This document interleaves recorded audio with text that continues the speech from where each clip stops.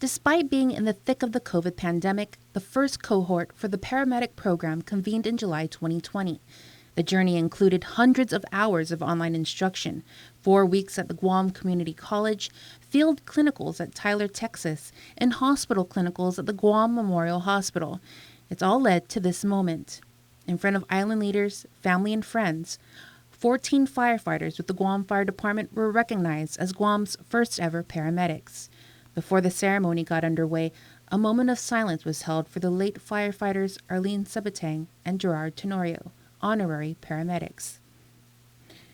It's a huge milestone for GFD, an endeavor that took several years, contributors, and major solutions to accomplish.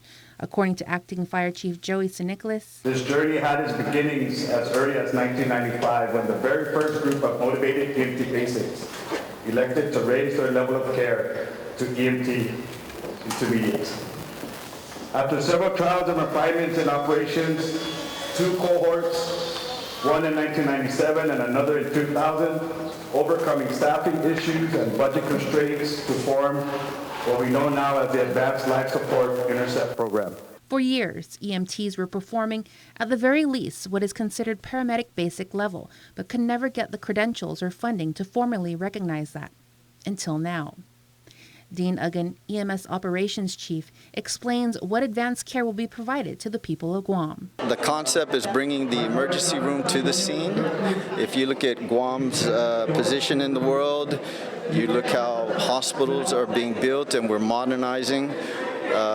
We need to keep up with the trends and the standard of care that's required before you even get to the hospital. So these men and women who've just completed this are going to be able to do that and advance a lot of the life-saving skills and medications before you even get to the hospital.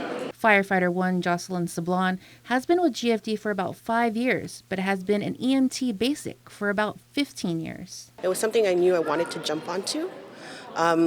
When they started the application process, the interview process, it was really nerve-wracking for me.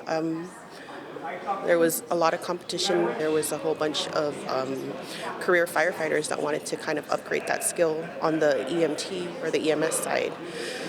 So I was very fortunate to be selected, and that's kind of how the whole thing started.